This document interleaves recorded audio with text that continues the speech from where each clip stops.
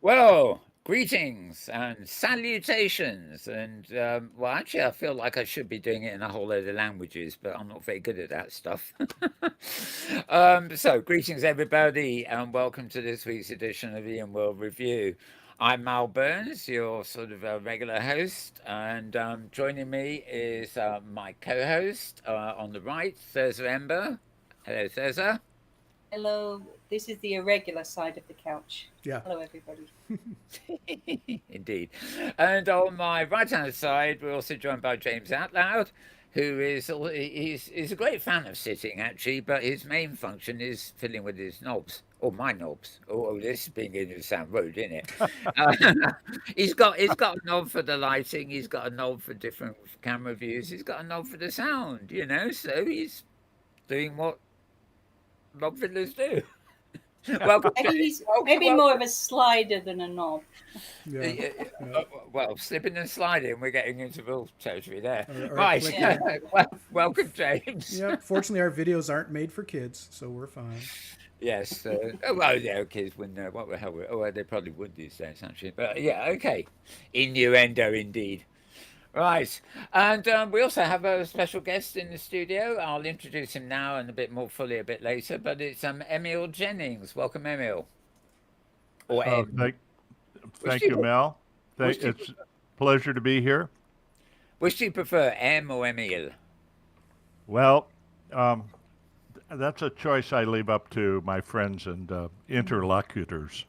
Okay, I'll probably. It seems more natural to do a meal, although you'd be I'm amazed. You'd my be. my my avatar on Craft World is Emil. My avatar on OS Grid is M. So we're working with M today. Yeah. Okay, I get you. But when we come to the event that we're going to be talking about, you'll suddenly be a meal. Oh, All right. transformation of avatars. Mind you, I come across with quite a few avatar names. I mean, where people manage to get them from, I don't know. But anyway, moving on, moving on. We'll be chatting with you again, Emil, in a minute or two. But meanwhile, we'd like to start the show with a quick roundup of what is actually happening on OpenSim. This program actually is designed to look at arts and destinations and the people that make up the Hypergrid, which is a method. OpenSim is a sort of like a game engine which powers a lot of virtual worlds. All of them bear a vague resemblance to the oldie Second Life. But in fact, where Second Life is one big thing, OpenSim is lots and lots of bigger and littler things, if you see what I mean. But they're all connected together by something called the hypergrid, which means you can jump from one world to another just as easily as you can teleport between locations in the oldie world. You know the one I mean, don't you? Anyway, that's actually sort of what's happening. And Sosa here has a little roundup of some key events, including the one we're going to be talking about mostly through the program, actually happening on the hypergrid. So without further ado, I'm going to hand over to Sosa for hypergrid happenings.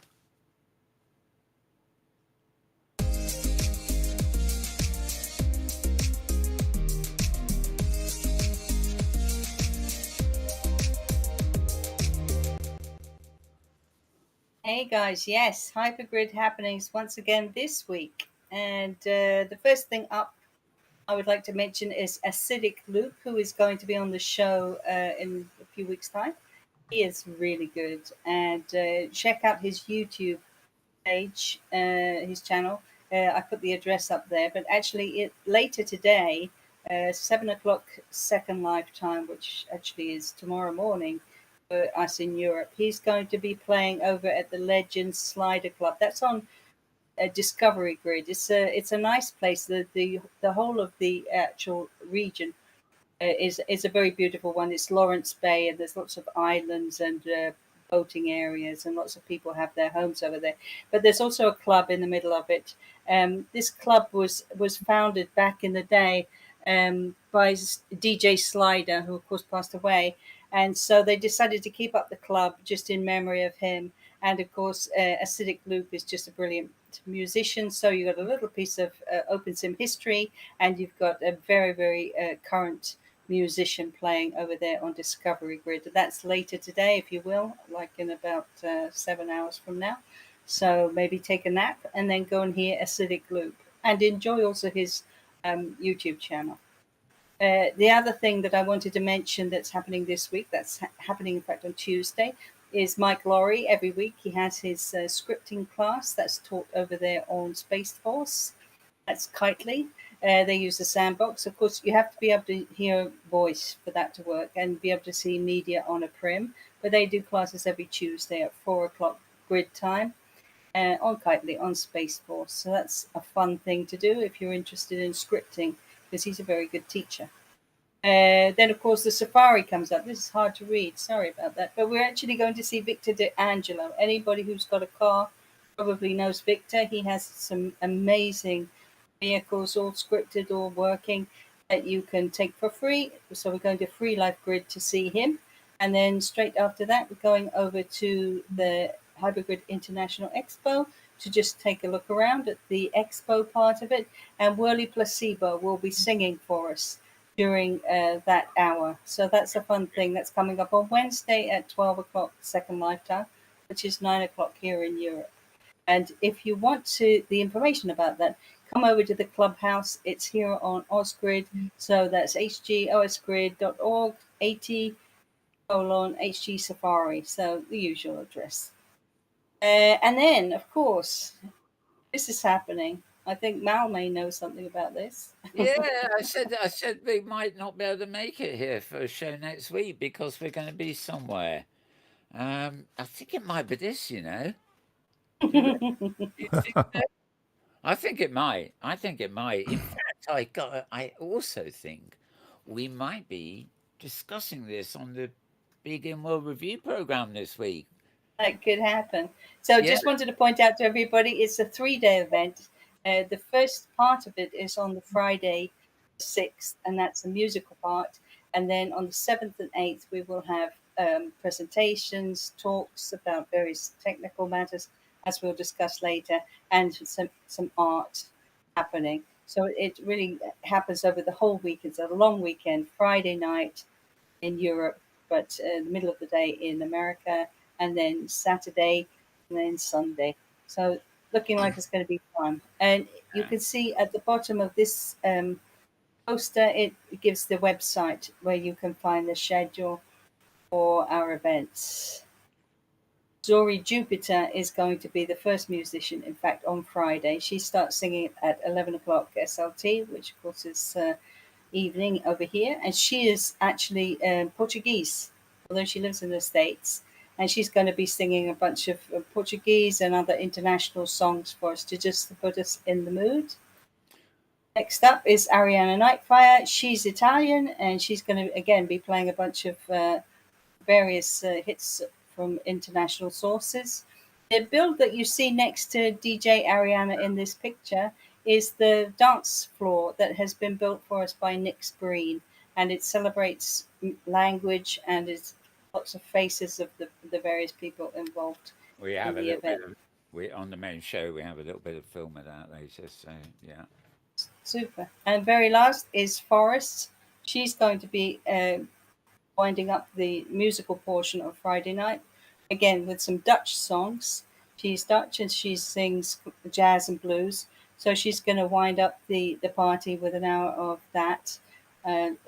Still Friday the 6th. So we hope you'll come along. It's actually being held on a region called HIE 4, that's HIE 4 on Craft Grid. So we really hope that you will be able to come along to all that. Here I'll just show you the program very quickly. This is the Saturday program. As you can see, it starts with a welcome speech, and then there are 3 speeches in German. Hence the flag.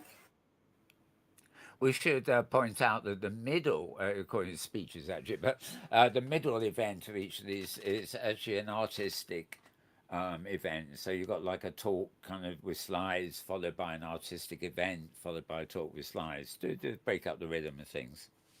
That's right. And so this is the second part of the Saturday event. And again, as Mal correctly pointed out, there's an artistic event by Cat Ragu and 2 talks, one by Lorenzo Policino and one by Gianni Spada. Following that, we're going to see a very special show by Cherry Manga called Sky Haze, which I guess we'll be talking about that too later. So moving on to the Sunday, again, three items in French this time. We have Kelso Uxley. He's going to be talking about a scripting tool that you can use for some very fun effects. Then Rage is doing an artistic presentation called Ava Art with the NPCs. And then finally, Minoru. He's going to be talking about his new grid, which is a community-inspired place called Francophonie.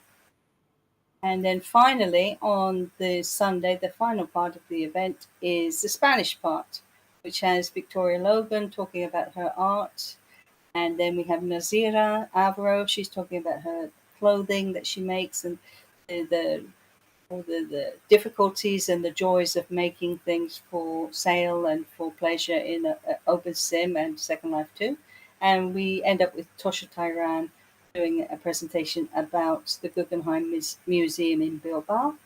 And then Cherry, because you can't get enough of this Sky Haze, has promised to do an encore presentation of her beautiful new build, and I bet a lot of people will come back for a second look. So that said, there's a lot to look forward to. Yes, here's the poster for Sky Haze by Cherry. And I'd just like to say that, yes, we won't be back next week, but the week afterwards when we have Inworld Review, I'm very happy to hear from you. If you have any kind of project, party, opening, maybe you teach a class or something else coming up on your grid that you would like us to publicize, let us know and we will share it on Hypergrid Happenings.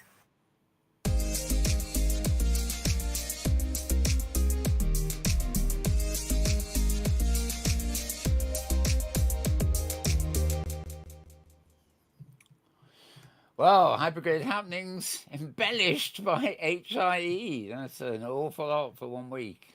And we're going to start it all off with this show where we're going to be looking at that Hypergrid International Expo today as part of the main feature, so to speak. As I mentioned at the top of the hour, we're joined by Emil Jennings. Tell us a little about yourself, Emil, because I don't really know much about you. I'm sure Thursday does, but never mind.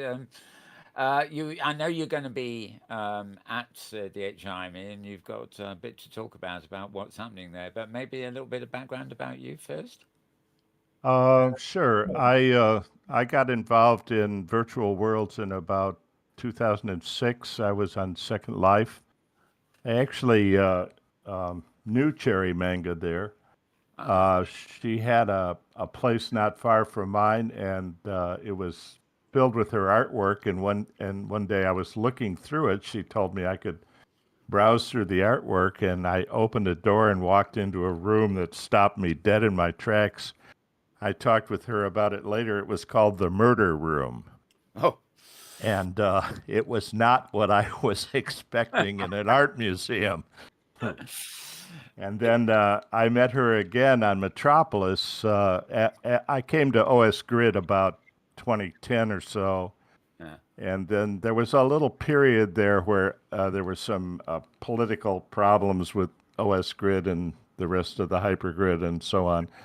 Anyway, I moved to Metropolis for a little while, and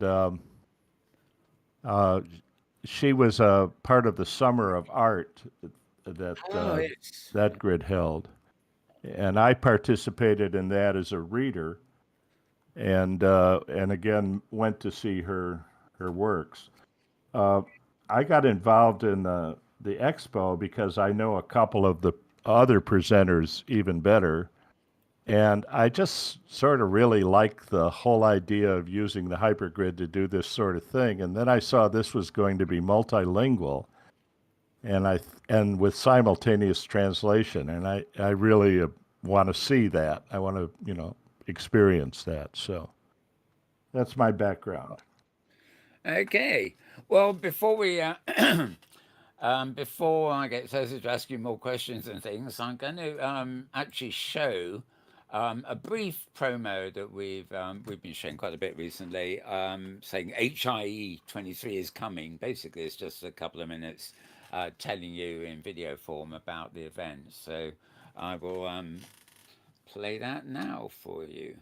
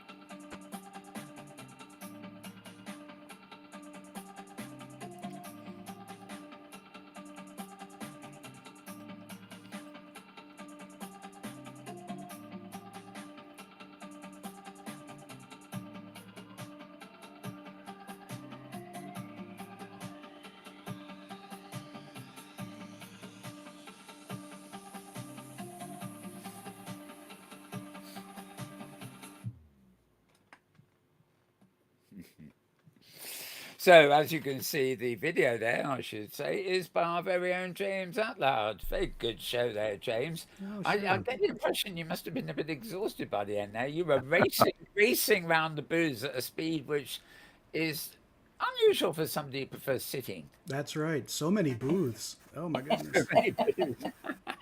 And I sped that clip up by 200%. And oh my goodness. Ah, that was your trick, was it? I Yeah, thought you were yeah. actually running. I thought you were running instead of sitting for a change. No, Okay, well, no. fair enough. Anyway, yes, nice little sort of clip there. Anyway, so basically, yours truly, and Thursday with James and a whole wonderful crew of people have been the organisers of this. We first did one about 7 years ago. Is it 6 or 7? I don't know. It's back in 20. Yes, 20. It was 2017. And yeah, we've obviously had the build ready to do another one now. I mean, lots of interruptions over the years. I mean, so we've really just come back to the idea of doing another one because the first one was so successful. So actually, in many ways, I feel Thursday can probably speak to this a little bit more than I can. And If I can say anything, I'd love to thank you for the great build that you made, obviously with the help of Ariel de la Mer Libre, who made some of the initial design choices, yes. but you really took it up and carried it. And I put on the other slideshow screen, you can see what the 4 regions look like. It's the whole auditorium area and the park area are 4 regions that touch each other for the simple purpose that you can have a lot more people if they're sitting on different regions. So we're able to have 3 regions of public, which allows us to have a lot of people. And then there is a stage region. And you can see in that picture the mountains surround that Mal developed last time, which looks so good. I really appreciate how hard he worked on that.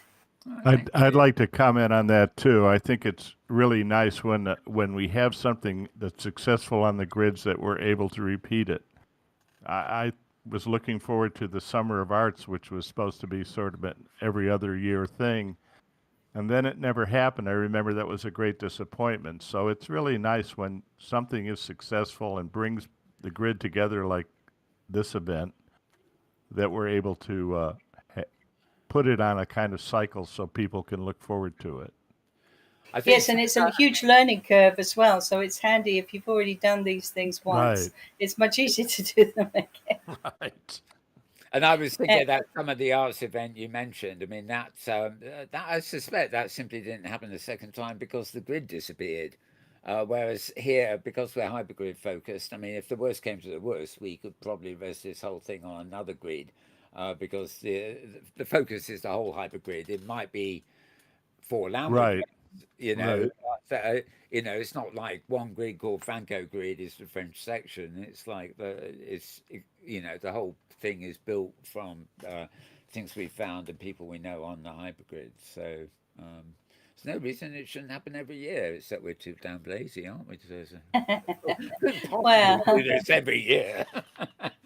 there are some structural complexities happening. The next slide I put up is the one that we also saw in the video that shows that this is an event that really speaks to people who do not feel comfortable talking in English on a public stage. Obviously, people who do speak English very well are very happy to go to the OSCC, the Open Sim Community Conference, which is going to be held in December. But for people who are not really comfortable with speaking English, but do have a lot to say about OpenSim, this is their opportunity. So that's what we're doing. I put up now the 8 speakers that we have. These are people who are going to give a conventional talk with slides, and we have 2 in each of the languages. So we have Gianni Spada and Lorenza. They're the 2 Italians. Then next to them you've got Nazira and Victoria, who are going to be talking about artistic things in Spanish. And then we have below them we've got Marlon and Dings, who will be speaking in German, and finally Kelso and Minor, who will be speaking in French. And then together with that, in each of the 4 languages, we have somebody representing who will be doing the artistic presentation that Mal mentioned before. And we have some splendid stuff, don't we, guys, coming along? We've been able to witness them testing things. I don't know what you guys think about what you've seen so far. Absolutely. I mean, it's. I think even more than the previous one, we've got a kind of audio-visual treat going on the arts level. You know, sound and vision. The talks are important, and if you know, there's 2 talks for every expo. You know, art, but there's other artistic exhibits all around the grounds where the booths are that are letting people know about things, and yeah, it just feels. I like the idea it's called an expo because it sure doesn't really feel like a conference. You know, No. Right. it really is an expo, and you know, an example of huge creative freedoms and achievements that I are actually I happening. think it's wonderful to have the performances interspersed with the talks because a lot of artistic performance is essentially nonverbal communication. It uses visual languages, and we all speak those. So there are moments like the performances when we can, you know, all sort of just even put the language aside for a while. Exactly. I totally agree. And this is the next slide shows you the team that many people have contributed. I don't wish to diminish their hard work, but these are the 4 fools who've come together. I don't know why. Together 3 with of me. whom are here with me now. Right.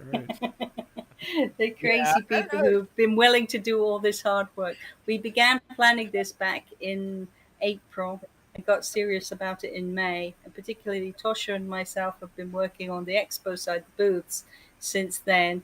And thank God we did do all that and got that finished really before the summer, because there's almost 70 booths and they all had scripts and freebies and posters and slideshows and all NPCs, all kinds of stuff. So each one of them is beautiful.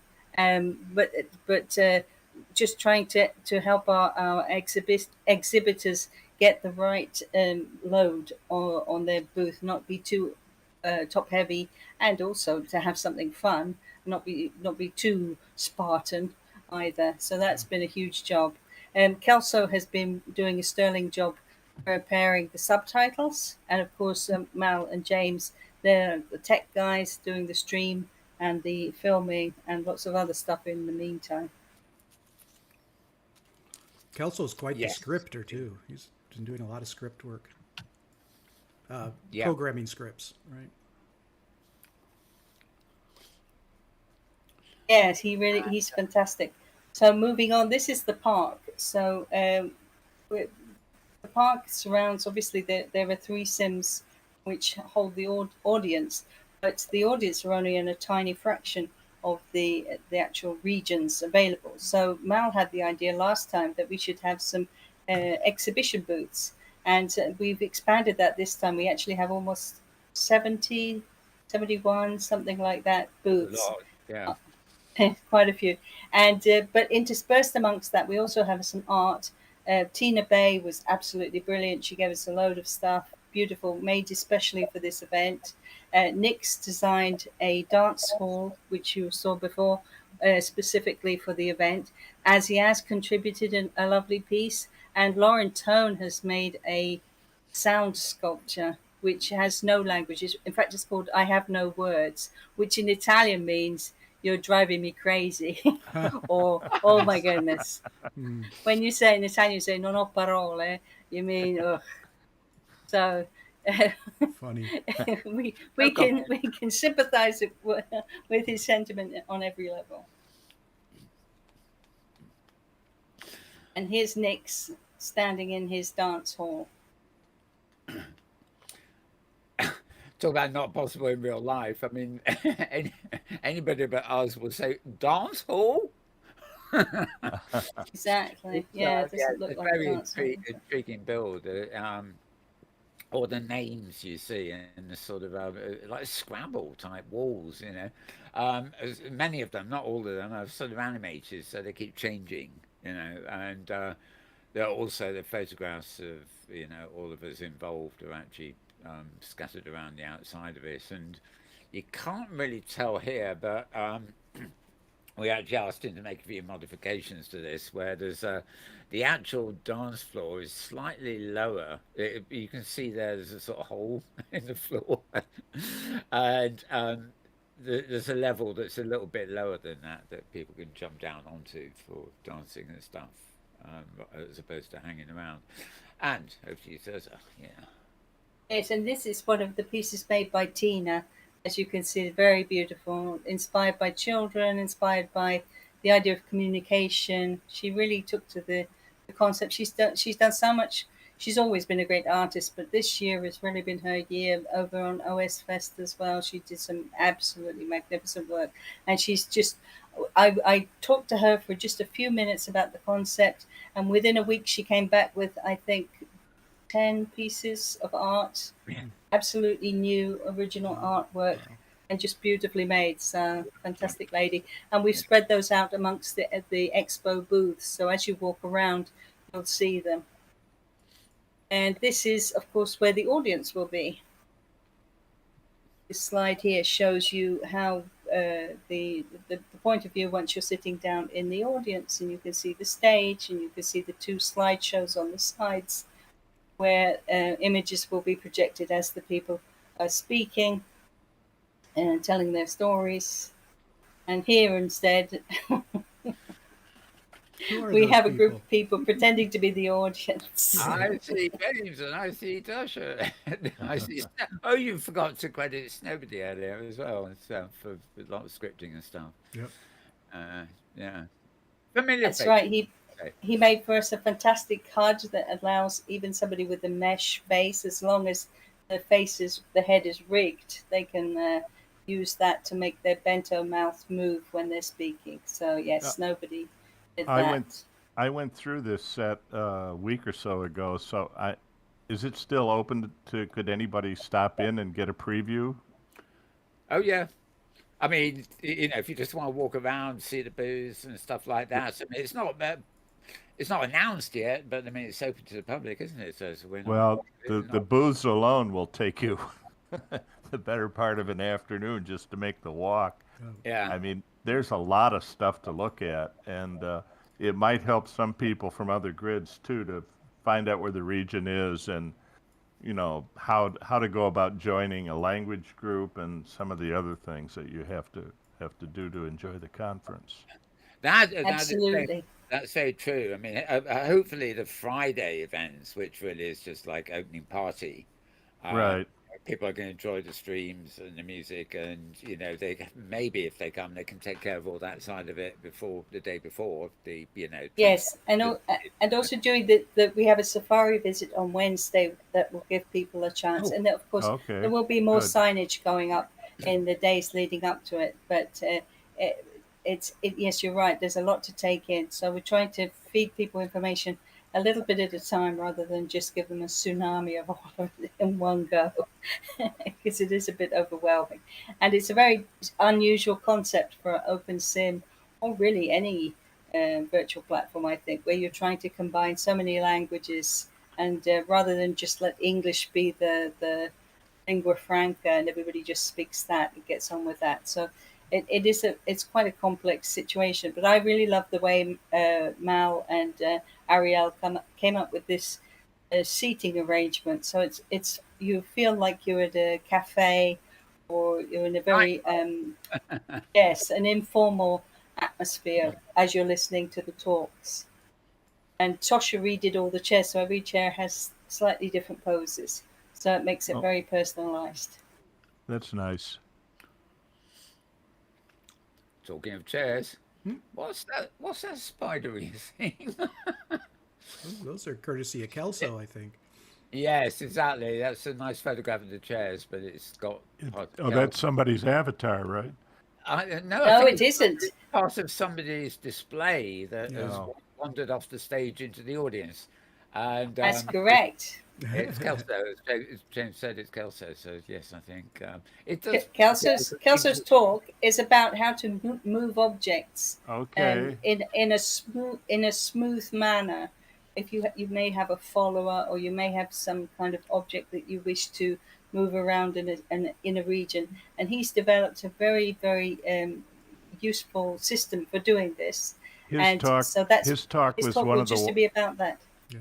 his talk was one of the ones that really intrigued me. I put the schedule through Google Translate, and I got for Kelso, the art of moving objects well in OpenSim, and I thought, whatever.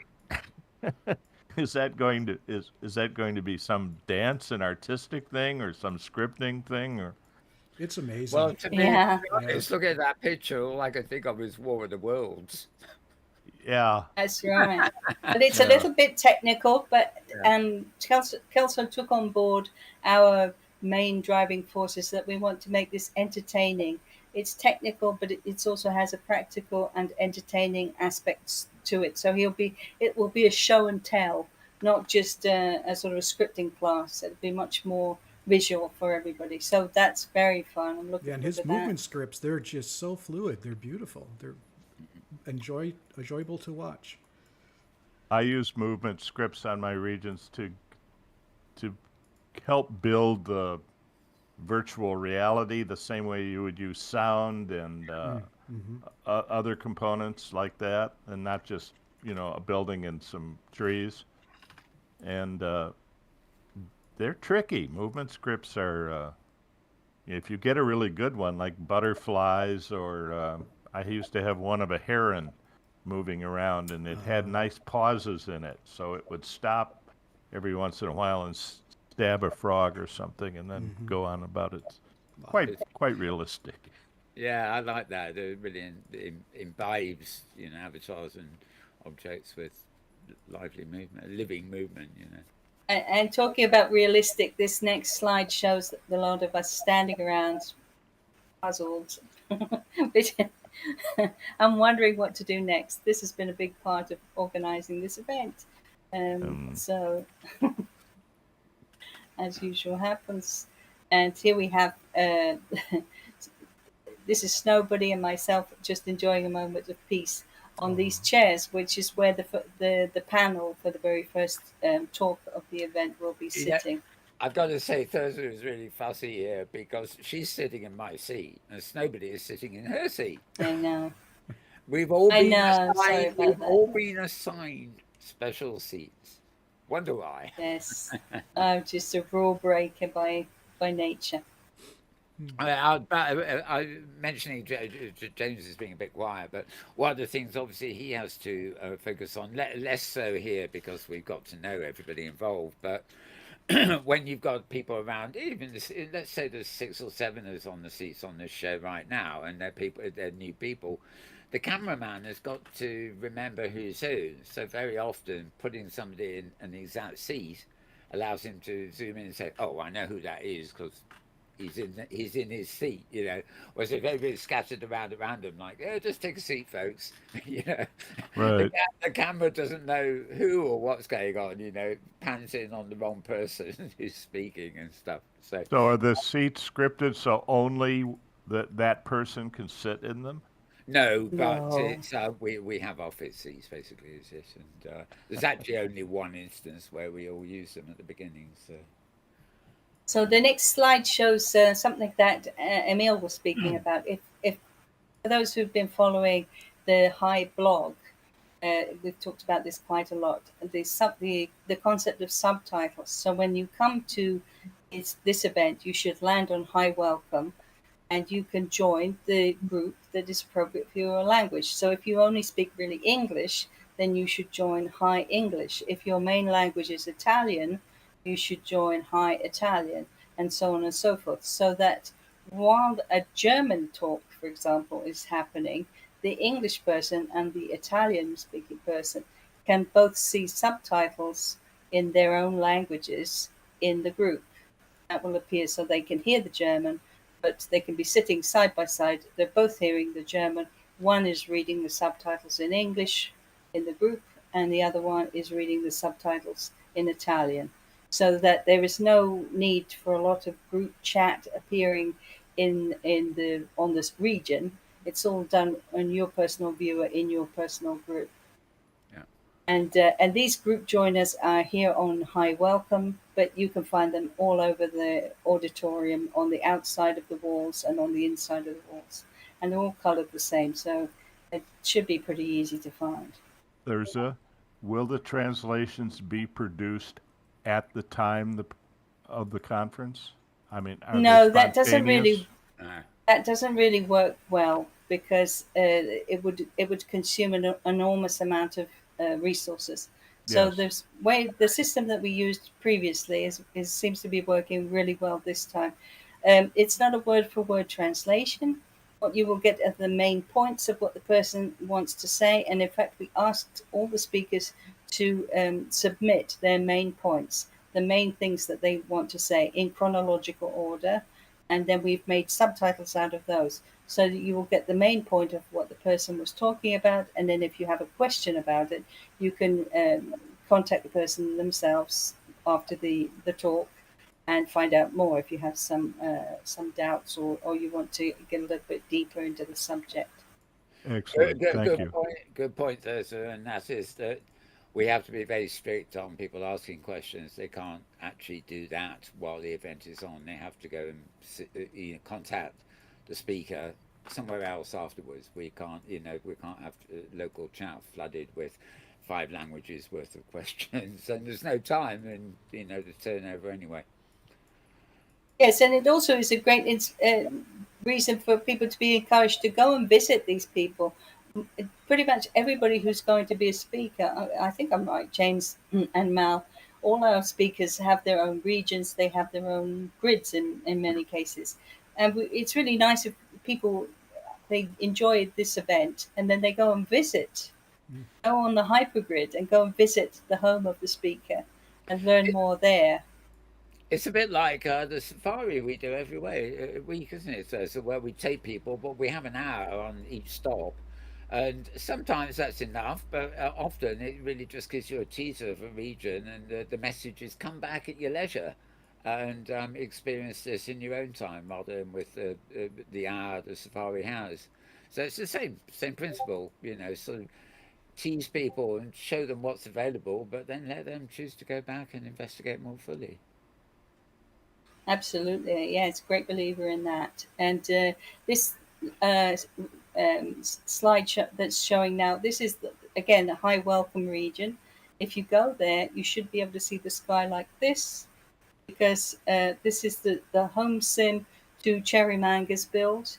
It's up in the sky above this region. So Would you like it's a me beautiful. to? Would you like me to switch the stream picture here to those Gizaizo Oh, pictures? would that be lovely? Yes. Okay, so let me just take a second here while I switch over to. Here we are. Yeah, here's one of them.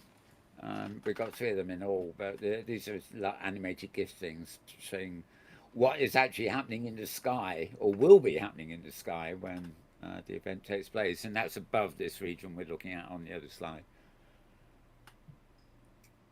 Yes, Cherry has developed 30 minutes of entertainment. As you can see, it's mind-blowing, I think is the only word for it, involving the audience in some movement and some enormous sculptures and moving parts.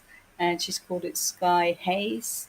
And it's going to be the finale on Saturday, and then she'll do an encore performance as a finale on the Sunday as well. And I've got another one here. I think it might take a while to load. It probably wants me to log in. Oh no, there we are. Yeah, this is actually my favourite bit. I have to say, you get this dominating sort of white view, even though it's the middle of the night at the beginning. And slowly, as things change, it gets richer and darker. And so the simplicity, well, it's quite subtle things in the light bit, gradually moves to dark. And I like this bit at the end very much. It has something else we're doing downstairs in part. I don't want to give everything away, but you get that lovely feeling where the audience have been transported to a place, in this case the sky, and the environment can literally change around you. In other words, you can explore the environment with your camera, but also in this case Cherry is manipulating the environment around you, and if you blink, you're suddenly in another place, and it's wonderful. She's really one of the best creators around in OpenSim, and she used to be in Second Life, of course. So wonderful stuff. So Yes, Mel, is what she does then? It's a performance, also, right? Yes, yeah, she is pre-scripted, but she's there live, Right. executing the performance. So you can't just go in and visit when she's not there and actually manipulating it. It's Right. scripted, and I don't know what it is behind the scenes. How it feels very complex. Even the avatars. It's a great deal of work behind the scenes, I think. And we're very lucky. She made this exclusively for the Hypergrid International Expo, and so we're really privileged to have it. Some of the things people may recognize. Occasionally, she's used something that you may remember from Festavi many years ago, 2017, if I'm not mistaken, or 16. So some things that it's wonderful to see them again after all these years. So, but her art, of course, is timeless, and she's also, even if she's using things that are slightly similar, there's always so much innovation in everything she does. So it's just delightful. And it's 30 minutes long, so it's a real extravaganza in terms of artistic stuff to see. When you arrive, there's very little there except a whole load of post balls, and it's very important the audience get on the post ball, because if you look above the big giant woman's head here, they look like insects on screen at the moment, but those are all the audience avatars dancing around, except they're not dancing. She's making you dance. Once you're on your post ball, you can be floating along horizontally, or you can be dancing vertically. She does all sorts of things with your bodies that actually you have to say that thank goodness you can't do that in real life. I did some performing with Avatar Repertory Theater in Second Life, yeah. And we did a Greek play, and we did that to the audience to make them perform the part of the chorus, and people loved it. Yep. Yeah. Cool.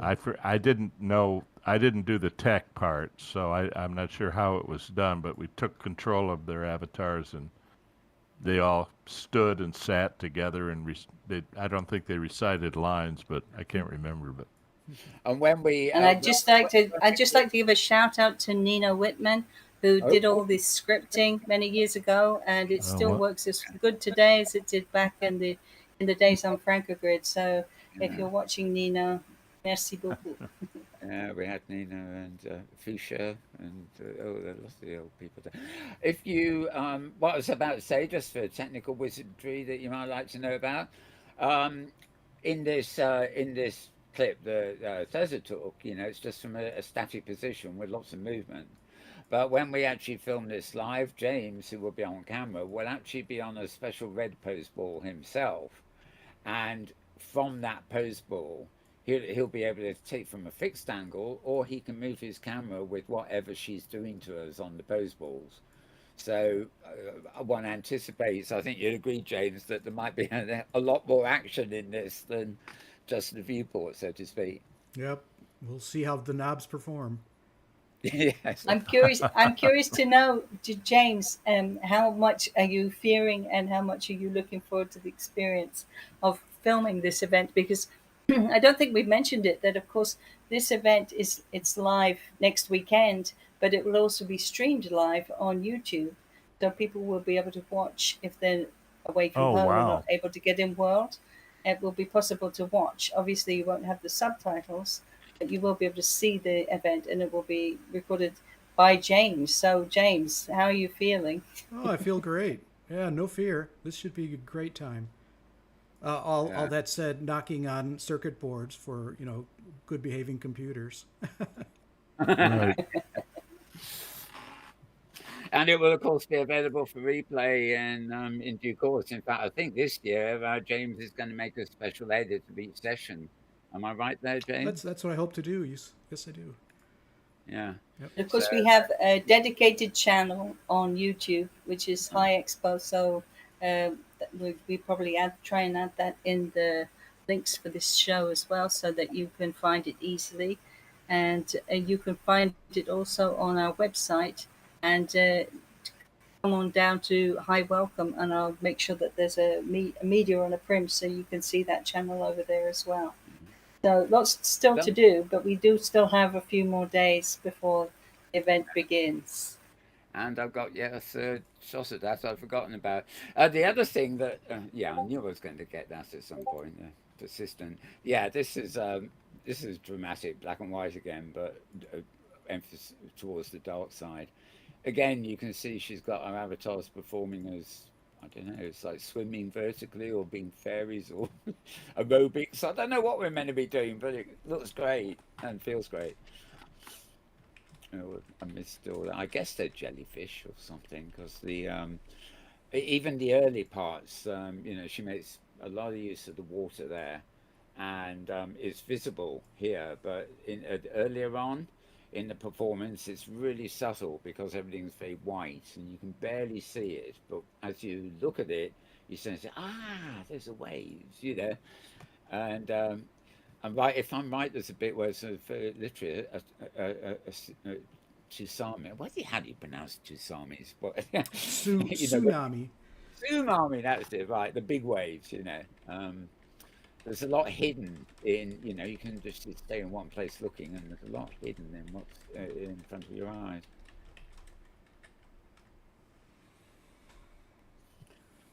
The other thing that is maybe worth mentioning, I mentioned this to a few people yesterday.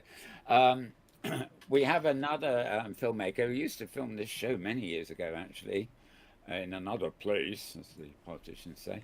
Pet Love Pet Shop. Now she has a real world television show, sort of community based, and she's going to be there. And from what I gather, she's going to be taking random film while she's there, and she will be hosting a program on this real world television show about OpenSim and focusing on HIE. About the creativity and what can be done. So a lot of this may. That's excellent. We'll have to make sure we have to make sure we add that also to our website. And just let me repeat that the website, it's a Google site. I think James will be able to put that up on the screen for you. The name is HIE OpenSim So you'll be able to find the schedule there. You'll be able to find details about all the speakers. You will be able to find information about the way the build was put together. You can even find the films from the 2017 edition, and you'll be able to find even more information. There's our blog is on there as well. So there's loads and loads of information. And also there's a bunch of pages in the languages of the event, which is German, Spanish, French, Italian, and even in Portuguese, that lay out how to be a presenter, so that if you know somebody who you think would be a good candidate to be a presenter on another occasion, maybe it's an artist who would be very good at doing some kind of artistic presentation, or you have somebody who's a friend who has got a really nifty idea about a script, or they have an interesting story about their region or their grid. Maybe you can encourage them to read that page. It tells you, it has all the information on how to apply, how to prepare, what we need from you, and what we offer to you as a presenter. And you can read it in your own language, so it's pretty easy to follow. So that's, yes, it's HIE OpenSim. That's the name of the website. Now, croaking again. I spelled HIE. Yeah, sorry, HIE. Yeah, pronounced I, spelled HIE. Okay. We've been doing a lot of rehearsals with the people that are doing these sort of special things for us, and I think it'd be okay to just show this because it's only a fraction of what's happening. But one of our presenters, she literally floods the stage and the audience here, as you can see in this picture. This is actually a few seconds of video, really. I filmed because James didn't make this rehearsal, and I thought better show him something on film that captures exactly what's happening. So do you think we should, yeah, I think why not, we can show this. It's just a snippet to give you an idea of some strange things that start happening here. Basically, Cat, as she is there, has dressed herself in this sort of tube, and it's at the front of the stage where the podium is, but slowly she then floods the whole, even the audience area where the seats are, with water, and then these, it's been modified now, but these strange lattices take over the stage, and eventually they even hide the podium. But if you camera out, of course, she's very carefully made it so when you're in it, you're surrounded, you know, you could be on any world, anywhere kind of thing. But as you pan out in camera, you realize that you're in this sort of giant tube, which is made transparent so you can see it from outside. And yeah, just a short clip there. It's nothing like what you would experience when that water starts flooding over you and all the movement starts taking place in world. So on the final video bit here, I've got about 12 minutes here of silent footage, so we can just talk over it, and maybe while it's playing, we will be inspired to mention some of the things that are in it. So I'll get it started, and then we can sort of chat away. Yeah, I had a question for Emil. As a you're a communicator, Emil. You're a reader. You're a performer, and you use your voice as your art quite often in OpenSim, as well as building things, of course. But I'm just curious, from your point of view, as somebody who's experienced the many voices, the many languages of OpenSim, how important do you think it is that we find a way to communicate without losing the respect of the other languages, and that everybody's not just forced to speak English? I wonder how you see that as somebody who for whom voice and speaking is so important in your art forms. It's a difficult problem, but I think, you know, Craft World is extremely sensitive to language and language use. It's nominally an Italian-speaking grid, but Liku has made it clear to me that he doesn't want people to think of it as having that limitation. So I think Craft World is an excellent host grid for this particular session. just because of their attitude about language. But he really does want to be more inclusive. But then you run into the problem of what do you do with somebody like me who doesn't speak Italian and I'm living on an Italian-speaking grid? Well, one of the things they do on Craft World is they offer Italian lessons, so I can just about any morning join a little conversational group. Ciao tutti, you know, I get that far anyway. I think it helps to imagine it from assume another point of view. If you're an English speaker, assume that you're only French speaking and you want to make your way around on open sim grids. How would that feel? You know. And now our translators in the last few years have become kind of unreliable for different technical reasons. Text translators, yes. I think it's access to Google Translate and problems there, actually. Yeah, I even tried to get an account with Microsoft or somebody once that I could hook up to my my browser, so I was willing to pay a fee to have adequate translation. But this business we have now is you get to type a few lines and then it goes to garbage, you know. Yeah. And yeah, it can be a challenge, but I appreciate we what you should say try and because fix that. Pardon sure, and on one or two grids, the OS grid now has an excellent translator made by Total Sorbet, and together with Dan Banner, that seems to be really working well. But I Okay. do really enjoy your point about empathy because we have this experience all the time on our safari trips because we're a very international group. Quite a lot of the people who join us they can read English okay, but speaking it is a bit of a challenge. And Right. following somebody who's speaking at full blast in English with an Right. accent, that's not possible on a Wednesday night. You know, they just cannot do that. She's talking about me because everywhere I Of go, course. my microphone seems to be on, and people used to say, wander around the world saying, I Talking don't, full blast, are you, Mel? they just say, I don't do voice, and I wander around saying, I don't do text. It's you have to compromise, but it's very true. We need a lot more ways of, an instant translator that somebody can use without requiring the other person to wear it. So somebody French can walk up to me and automatically speak to me in English without speaking to me in English, if you see what I mean. Yes. And the people who seem to be doing that the very best that I've come across are the people over on Tropicana, which is part of OS Grid, and Okay. Tropicana. That's the wonderful Mike Townsend, who has got a bunch of regions that he sort of semi rents to people. I don't think he actually charges them for it. And his girlfriend Blanca Nieves, she is Spanish, and the two of them do not speak each other's languages. Blanca does not speak really any English, and Mike doesn't speak any Spanish. But they get along using the translator, and they actually sometimes wear two translators so that they can also speak with many of the Portuguese who are on the region with them. Wow.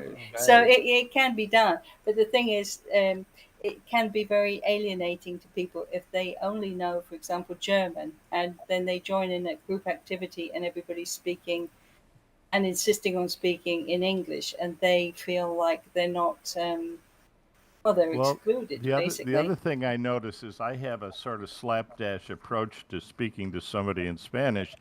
I'm not afraid to throw in a few English words and murder a few verbs and so on, as long as I can communicate.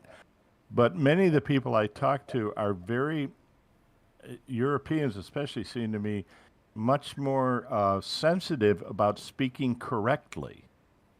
And I take the point of view that a correct language is the language that works to communicate and, serve the purpose. But I can tell you a story about that. Back in the day, I remember a friend of mine. A friend of mine was trying to explain. He was trying to explain to some people that he was going to have a party, and he told them he was going to have a bash. And I remember seeing all his Italian friends look at him sideways. So, oh, yes, going to have a bash on Saturday night. And they're like, is he going to hit us? What's going to happen on Saturday? And they were all afraid, because idiomatic English can really create some complicated situations. Well, I once told a woman at running a pension where I was staying in Germany that I was done with the bath, and I didn't know how to say that. I knew how to say der Bad, so I said that, and then I fished around and I said der Bad kaputt.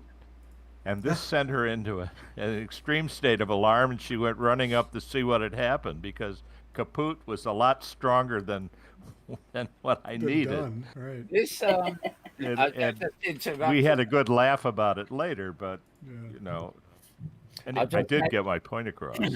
I'll just mention what we're looking at on the video now. This is, well, obviously it's a repeat of the agenda, but we're in a green room area, which is at the back of the stage. It's only accessible to people who are, waiting for or giving presentations. And, rules about speaking and text and stuff are all different on the stage sim. But we were talking then about learning the languages. One thing, you'll see the stage for it coming up in a minute, but we're not doing it this year. But we did actually have a sort of Inworld review, 1 hour, a lunch break that we did both days last week. It's too complex, the other stuff going on this year, to do it. But one person who really was able to help us partake in that was Heike Philp. Who actually runs Second Life too, language learning regions. Okay. So she's always, her thing is literally using virtual worlds to teach people languages, and it reminds me a bit of when I was a kid.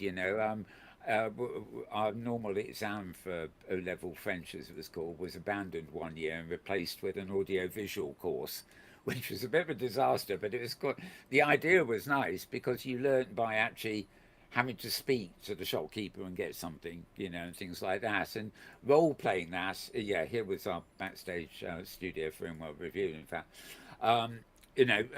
Role playing that in a virtual world as opposed to just a slideshow or a voice thing, really does a lot. Yes, that would be very powerful. You can look at all the cakes in the boulangerie or whatever it is, and then you've got to know the name of all the individual cakes because you're going to actually ask for that one or that one. And I always found the best way of learning French, for example, was to read lots of bande dessinée, as they call them, comics, because you can tell from the balloons and the actions really the gist of what people are saying. So you suddenly find, observing that is a good way of picking up the common words and then the common phrases and what have you. So I think virtual worlds are ideal for that. And, instead of focusing on English, like in Second Life particularly, even the time, even in OpenZoom, we still use the time SLT, Right. I've often wondered why we don't use this Greenwich time, for example. Yeah, well, actually, some grids actually do use UTC, which is Universal Time Clock, and that is Greenwich in the winter. But it's actually the same as Greenwich. But when we move to, can I tell you a joke from yesterday? Really, no, this is really funny. I got an alert on one of my feeds saying, what was it? Daylight savings time starts tonight. And I thought, this is last night, Saturday, which is when it changes. And I thought, that's not right. I'd have known about this. And then I started to think about it. And then I said, well, actually, we wouldn't be entering daylight savings time. We will be leaving it. And then I thought, this has got to be Australian or something. And of course it was. Those folks out there in Australia who might be listening to this show, you probably arrived 1 hour wrong today. Because you've just entered summertime. Isn't that wonderful?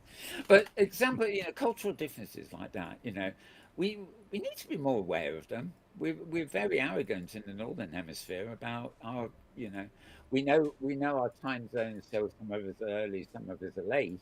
But we keep forgetting, we come on this show and I say, it's getting cold now, 1st of October, this is winter coming on. Of course, in Australia, they're just running out to the beaches thinking, yay, somebody. I think your use of the word arrogance gets at the real problem with all ethnocentric behavior, including linguistic behavior. Yeah, true Yeah. that. Yep. That it makes an assumption that what you know and how you do things is the right way, and that everybody else is kind of a little backward. And Yeah. that doesn't make for good relationships. No, No. it doesn't. As the French will tell you, won't they, Thursday? The French I will think no, definitely tell you that. I do. I appreciate what all of you are saying. It's true, and I think this really at the heart of this event, which involves people from Canada, Venezuela. We've got somebody from Argentina, Portugal.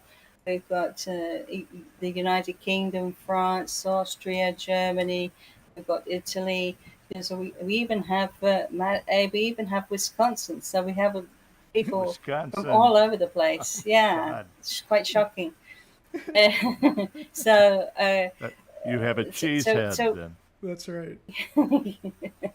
so, but we try and find a way to communicate, to deal with, for example, the time difference that can be very complicated for people to get to events all at the same time. What's a good time for one person is a terrible time for another person, and so there's a huge amount of elasticity and respect needed to try and fit everybody into the program and get everybody on board and still enjoying the experience, because Yes. as much work as it's been, it has been an awful lot of fun, I must say. I'm enjoying it, and I can't wait till the weekend. I think everybody is going to be amazed by our wonderful speakers and by the artists, and just by the sense of coming together as a sort of as a global community in OpenSim. It should be fun.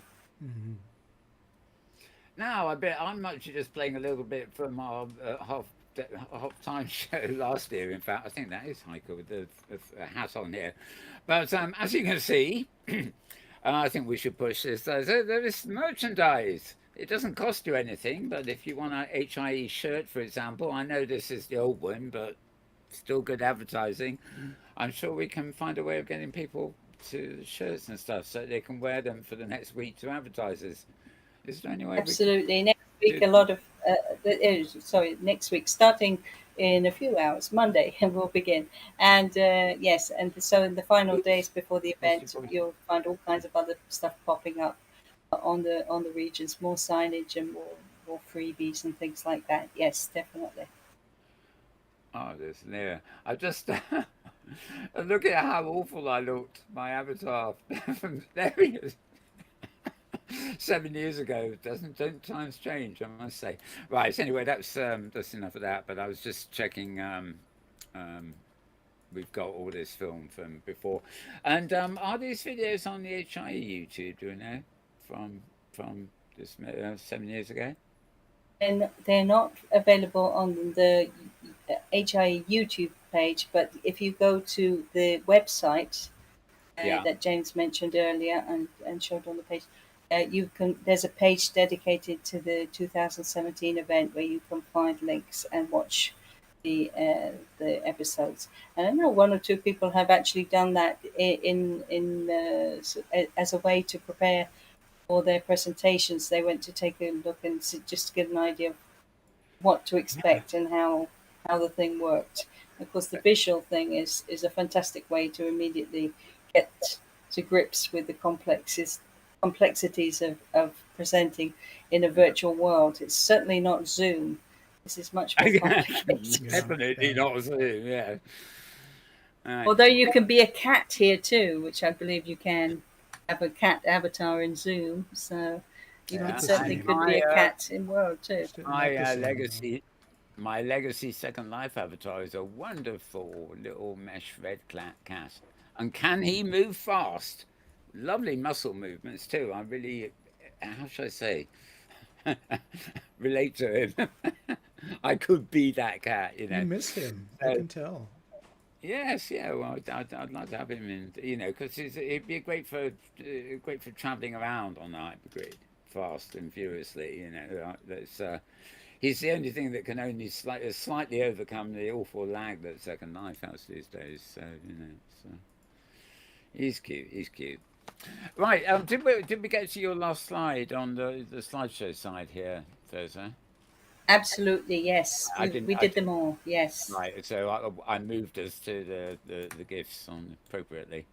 Right. Well, as far as the add-ons here on my desktop and stuff and in World, I think we've actually covered everything. So tell us, you're our guest, Emil. Why don't you just tell us what you're most looking forward to here? I mean, we've got our favourites, but we're involved with it, whereas you are coming to it. You know what it is, but you're coming to it fresh, so to speak. So, what are you looking forward to most?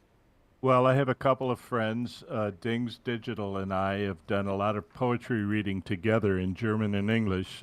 Uh, It turns out there are many English poems and German too that have been translated into the other language, and if they're just identical in terms of rhythm and sound and rhyme and everything, except yeah. the vocabulary is different. They're a hoot to read together, and we've done that and read other things, and also Dings and I became friends because we both love poetry, and we both love soccer. Oh, And it turns out that, or football, if whatever you call it, and it no, turns out that Dings is an expert on the American League, oh, which well, the soccer which league. shocked me Yeah. to my core. Sure. Yep. And he said that the reason he liked American soccer was that we didn't take it so damn seriously. You know, I'm not a football fan. I'm really not Yeah. that much of a sport fan, you know, outside of tennis and a few things. But you're right. I mean, football, soccer in the UK is, you know, Yeah, it's not an I know, I international know. sport. It is you know, you're not a citizen of the UK unless you've got a football club that you Right, support. and You know, it's the one where it's, you grew up and your grandfather what used to be a yeah. fan and so on. Right. You know, it's as relevant to your life. Well, not mine because I don't support any of them, but it's as relevant to your life as the political party you vote for. You know, it's Well, just so embedded in the culture. well, Uh, Dings and I took soccer to the virtual world, and a few years ago at the OS Grid annual party, we actually played some soccer on a field that I designed and made, and it has I think 4 people on a side and an soccer ball that you kick around and nets and so on. And he in- asked me for pictures, if I had any pictures from those soccer sessions a few years ago, and I sent him some, and I think he's going to use them somehow in his presentation. So Oh, fun. I'm looking forward to that. Wonderful. That would be great. I really want to hear what Gianni Spada has to say about the possible metaverse. I keep reading about all the billions of dollars that Mark Zuckerberg is spending trying to invent the metaverse. And I keep telling people on Twitter and elsewhere that, hey, it exists already. It's out there. It's called the Hypergrid. yeah, And Zuckerberg and hasn't got a clue. they're getting it so wrong, and I finally figured out why, because they want to commercialize it. They want it to be a You place where have people go to absolutely right. spend their money. Yes. And they're trying to Yes. do it by selling Oculus Rift and so on, and they should be doing it by having conferences like this one. So Yeah, I maybe, get very annoyed about I don't even like the M word anymore, though I used it for decades, but now it's just been misinterpreted. And the thing that is most, it's not that people are just adopting it, which would be fine if we had interoperability, but it's that everybody's saying, I'm going to launch my metaverse, my yeah, metaverse. my metaverse, right, And right. there isn't a metaverse as I know it if there are all these metaverses. They can't the metaverse singular cannot exist with lots The of. hypergrid is the perfect model. It's It is. distributed, independent grids, all linked and coming together for different reasons. I think it's perfect.